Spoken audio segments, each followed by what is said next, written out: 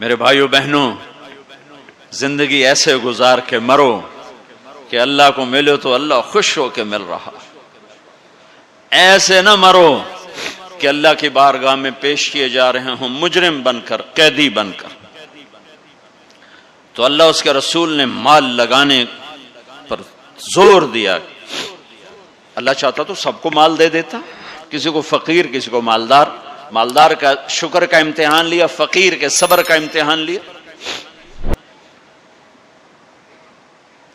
کہ اللہ فقیر کا صبر دیکھے گا، مالدار کا شکر دیکھے گا۔ اور جب مالدار لوگ زکوٰۃ نہیں دیتے تو پھر عزتیں نیلام ہوتی ہیں۔ جب سب کچھ اپنے اوپر لگانے کا ذوق بن جاتا ہے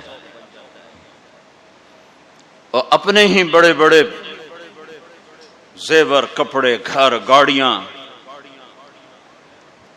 یہ بھی لاہور کا واقعہ ہے۔ بیگم صاحب ڈرائیور کے ساتھ گئی ہیں اور واپسی پہ کہہ رہی ہیں، اسلم ڈرائیور، آج میری بڑی اچھی قسمت، وہ ساڑی میں نے لی تو میں سمجھ رہی تھی 1 لاکھ کی ہے، وہ تو مجھے 75,000 میں مل گئی، بڑی سستی مل گئی۔ خوش ہو کے ڈرائیور کو بتا رہی۔ تیسرے دن ڈرائیور کے بیٹے کا بازو ٹوٹ گیا، وہ آ کر کہتا ہے صاحب جی میری تنخواہ میں تو اس کا علاج ہو نہیں سکتا، تو مہربانی کر کے کچھ میری مدد کر دیں، اس کا علاج ہو جائے۔ تو صاحب کہتے ہیں اسلم تمہیں پتہ تو آج کل کاروبار بڑا مندہ ہے، تو میرے پاس تو گنجائش نہیں، میرا ایک ڈاکٹر دوست ہے، میں اسے فون کر دیتا ہوں، وہ تمہاری مدد کر دے گا۔ جب اس طرح ہوتا ہے تو پھر ڈاکے، چوریاں، قتل و غارت شروع ہوتے ہیں۔ جب اس طرح ہوتا ہے تو مالداروں میں تکبر پیدا ہوتا ہے اور غریبوں میں ظلم پیدا ہوتا ہے۔ تو زکوٰۃ ایک بہت بڑا عمل ہے۔ 2.5% تو فرض ہے، اور زکوٰۃ دینے والا سخی نہیں اللہ کی بارگاہ میں، ہاں بخیل بھی نہیں، سخی بھی نہیں ہے، بخیل بھی نہیں، یعنی وہ بخل کے ملک سے نکل آیا ہے اور سخاوت کے ملک میں انٹری نہیں ہوئی۔ 2.5 روپے پہ 1 پیسہ بھی اوپر خرچ کرے گا تو اب سخیوں میں آ گیا، پھر جتنا بڑھتا جائے گا اتنا آگے بڑھتا جائے گا۔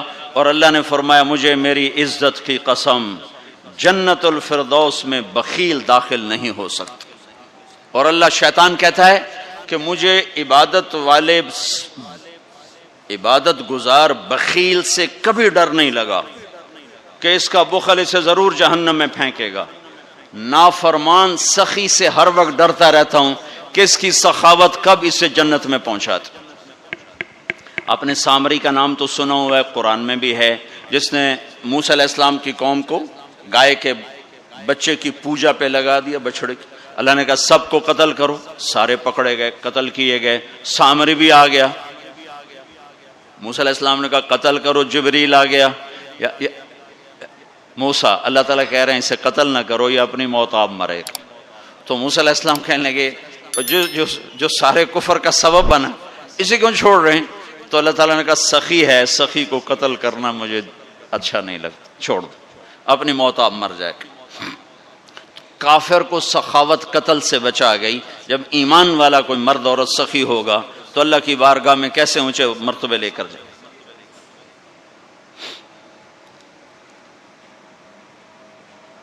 تو اپنے اوپر خرچ کرو وسعت کے مطابق، اللہ نے روکا نہیں ہے، منع نہیں کیا ہے، منع نہیں کیا ہے، لیکن غریب کو بھی یاد کرو۔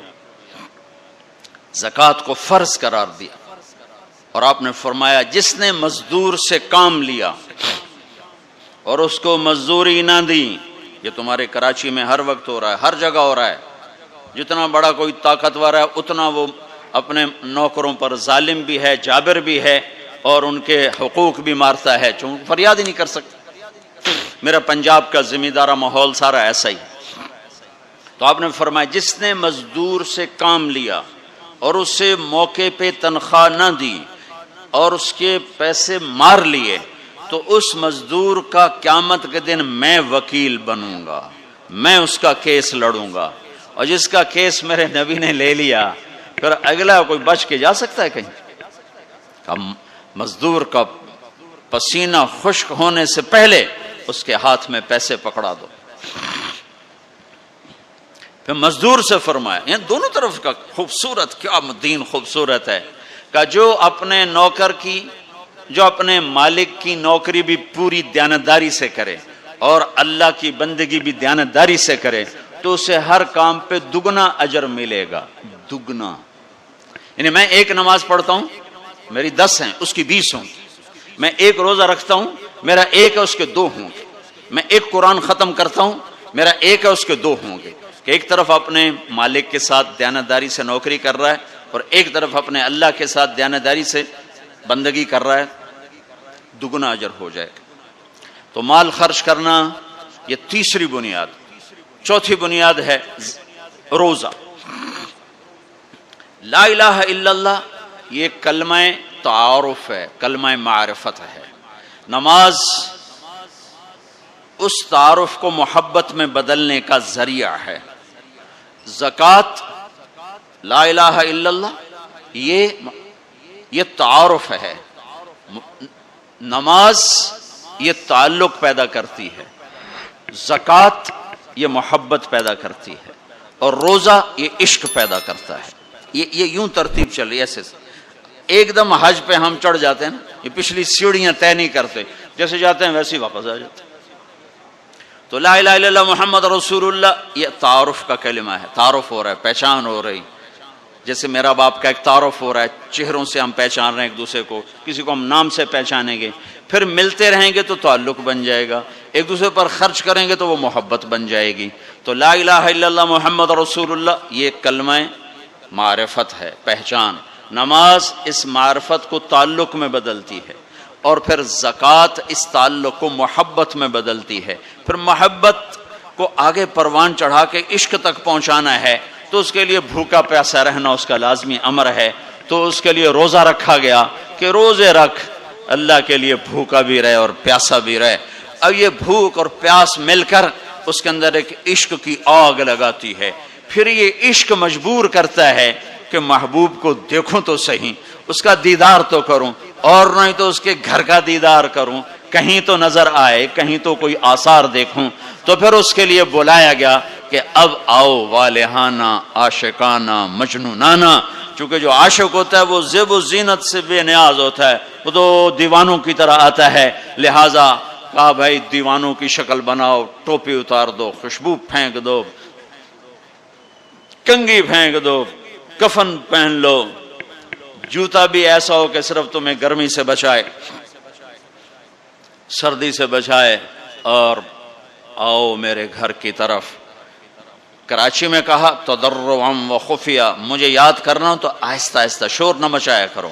اور جب بیت اللہ میں بلایا تو کہا عجب ثج، شور مچاتے ہوئے آؤ۔ کہ دیوانے شور مچاتے ہوئے پہچانے جاتے کہ دیوانہ ہے، بڑا سنجیدہ ہو تو بڑا عقل مند ہے، کہ نہیں وہاں عاشق بن کے جانا ہے۔ عاشق ہوں میں عشق کماں میں، یہ میری زبان کی شاعری ہے، تمہیں مزہ آئے نہ آئے مجھے مزہ لینے دو۔ عاشق ہوں میں عشق کماں میں، دل رکھیں وانگ پہاڑاں ہو، سائے سائے بدیاں ہزار غلام ہیں، کر جانے باغ بہاراں ہو، منصور جے چک سولی دیتے جڑے واقف کل اسراراں ہو، سجدیں سر چائیں نباہو توڑے کافر کہن ہزاراں ہو، عاشق سوئی حقیقی جیڑا قتل معشوق دے مننے، سر نو جوڑے تے مکھ نہ موڑے ہمیں 100 تلواراں کھنے، سچا عشق حسین علی دباہو، سر دتے تے روز نہ بھنے۔ یہ حج ہے، یہ حج ہے۔ اب الحب ان یخفا وقد کم کتمتہ فاصبح عندی قد اناخ وطنبا۔ یہ ایک لڑکی بیت اللہ کا طواف کر رہی تھی اور یہ شعر پڑھ رہی تھی، اذا شد شوقی ہام قلبی بذکرہ وان رمت قربا من حبیبی تقربا۔ اور جنید بغدادی طواف کر رہے اور ان کے کانوں میں شعر پڑے، اور شعروں کا ظاہر بڑا عجب ہے کہ میں نے تو محبت کو بہت جھٹکے دیے، بہت اپنے آپ کو بچایا، پر عشق نے میرے دل میں ڈیرے ڈال دیے اور خیمے گاڑ دیے، تنابیں کس دیں، مجھے کہیں کا نہ چھوڑا، مجھے کسی کا نہ چھوڑا، میں ایک ہی کی ہو کے رہ گئی۔ جب اس کا خیال آتا ہے تو میں پاگل ہو جاتی ہوں، جب وہ نظر آتا ہے تو میں ہوش میں آتی ہوں۔ تو وہ جنید بغدادی کہنے لگے، او لڑکی، او لڑکی، بیت اللہ میں کیا کہہ رہی؟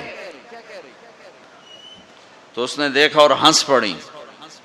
لولا التقى لم احجر عن طيب الوطن. کیا سمجھے ہو؟ میری بات کو غلط سمجھے ہو. مجھے میرے رب کا عشق رات کے اندھیرے میں یہاں لایا، میں کسی اور کی بات نہیں کر رہی. تو کہنے لگی تم کس کا طواف کر رہے ہو؟ تو جنید کہنے لگے بیت اللہ کا. تو وہ زور سے ہنس پڑی اور یوں آسمان کو دیکھا، کہنے لگی واہ میرے رب، تیرے بھی کیسے دیوانے بندے ہیں جو تجھے چھوڑ کے پتھروں کا طواف کرتے ہیں، جو تجھے چھوڑ کے پتھروں کا طواف کرتے ہیں. جنید فرماتے میں تو بے ہوش ہو کے گر گیا، جب ہوش آیا تو وہ بچی جا چکی تھی. تو لا الہ الا اللہ محمد رسول اللہ پہ محنت تعارف، نماز پہ محنت تعلق، مال کا خرچ کرنا محبت، روزے رکھنا عشق، اور حج پھر وصال ہے، ملاپ ہے، ملاقات ہے. دیکھو نا، کوئی عبادت کی شکل ہی نہیں ہے کہ ایک آدمی ننگے سر ہے، 2 چادریں پہنی ہوئی ہیں اور بیت اللہ میں چکر لگا رہا ہے. بھائی کیا کر رہے ہو؟ کہ اچھے کوٹھے تے چڑھ دیکھا، ابھا دیکھا لمحہ دیکھا، ڈٹھی دل کو دیواں ٹیکاں، سجن مل سم کے مر پوساں. یہ طواف ہے کہ میں تو کبھی دائیں دیکھتی ہوں، کبھی بائیں دیکھتی، کبھی آگے کبھی پیچھے. کہیں میرا محبوب نظر آئے، نہ نظر آئے تو میں مر جاؤں گی، جان کی بازی ہار بیٹھوں گی. میں محبوب کی تلاش تیرے کوچے اس بہانے، مجھے دن سے رات کرنا، کبھی اس سے بات کرنا، کبھی اس سے بات کرنا. حج عشق ہے، وہ ہمیں حاصل نہیں ہوتا ہے، لہذا تھوڑی سی تکلیف آتی. عثمان جی پیسے اتنے لائے نہیں تحقیق کی تجھے ساڑھے نہ، کیونکہ وہ تو کھانے پینے کا پروگرام ہے، کھابا پروگرام ہے. کیا بوفے مجھے یاد نہیں آ رہا تھا، بوفے ٹھنڈا ملا ہے. اس کے تو تصور میں ہی نہیں ہے کہ میں کسے ڈھونڈنے آیا ہوں. ایسا تو نہیں حسین بچوں سمیت نیزوں پہ چڑھ گئے تھے.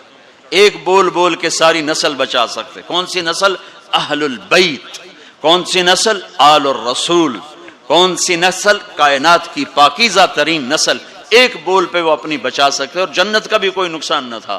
نہیں اللہ پہ سودا نہیں ہو سکتا. کاٹ دو. تمہارا تاجر جھوٹ بولنے کو تیار، جھوٹ چھوڑنے کو تیار نہیں، سود چھوڑنے کو تیار نہیں. کتنے بڑے تاجروں نے میرے ساتھ متھا مارا کہ سود کے بغیر تجارت چلا کے دکھاؤ. سود کے بغیر تجارت کیسے چلے گی؟ کہ اللہ مطلب اللہ کو مقصود نہیں بنایا. اللہ کو ڈھونڈنا پانا اور اللہ کی طلب زندگی کا مقصد نہیں بنایا. یہی دھوکے کے گھر اور مچھر کے پر اور مکڑی کے جالے کی دوڑ ہے. اسی کو عزت سمجھا، اسی کو بڑائی سمجھا، اسی کو بلندی سمجھا، اسی کو معراج سمجھا. آج آنکھ بند ہوگی تو پتہ چلے گا کہ میں تو کسی بہت بڑے دھوکے کا شکار ہو کے آیا ہوں. اس لیے قیامت کا دن کو یوم التغابن بھی کہتے ہیں. تغابن کے نام پر سورت اتری ہے کہ اس دن لوگوں کو پتہ چلے گا ہائے دھوکے میں رہ گئے. ذالک یوم التغابن. یہ ہے جس دن دھوکہ کھلے گا کہ ہم تو دھوکے میں رہ گئے. تو بھائیو بہنوں، حج کا اصل موضوع سمجھو. اللہ کو پانا اور اللہ کے لیے جینا اور اللہ کے لیے مرنا اور اللہ پہ مٹ جانا، یہ حج کا مغز ہے، یہ حج کی روح ہے. باقی اس کے اعمال ہیں، کچھ سفر کی ضرورتیں ہیں، کچھ وہاں رہنے کی ضرورتیں ہیں، کچھ حج کے جو شرعی اعمال ہیں کچھ ان کی ضرورتیں ہیں. لیکن جو حج کی روح ہے وہ ہے اللہ کو ڈھونڈنا، قبلہ بدلنا. قبلہ یہ دل اللہ کو دینا. ایک صحابہ نے پوچھا یا رسول اللہ مل اسلام، یا رسول اللہ اسلام کیا ہے؟ آپ نے کہا ان تسلم قلبک للہ، دل اللہ کو دے دے، یہ اسلام ہے. دل اللہ کو دے دے، یہ اسلام ہے. تو بھائیو بہنوں طے کر کے جاؤ کہ زندگی کو بدل کے واپس آنا ہے۔ اتنے سال اپنی مرضی کے گزار لیے، تو اب اللہ سے مل کے آ رہے ہیں، تو اب باقی زندگی اس کی مرضی پہ گزار دیں گے۔ اتنا زمانہ اپنی مرضی پہ گزارا ہے، تو اب باقی جو وقت حج کے بعد گزرے گا وہ اللہ کی مرضی پہ گزاریں گے، کہ جو اللہ کہے گا وہ کریں گے، جس سے روکے گا اس سے روکیں گے، جو وہ فرمائے گا اس پر لبیک کہیں گے، جس سے ہٹائے گا اس سے پیچھے ہٹتے چلے جائیں گے۔ تو ہمیں اس کی روح حاصل ہو گئی۔ یہ عبادات ہیں، اور عبادات میں یہ سب سے عالی شان اللہ نے عبادت بنائی ہے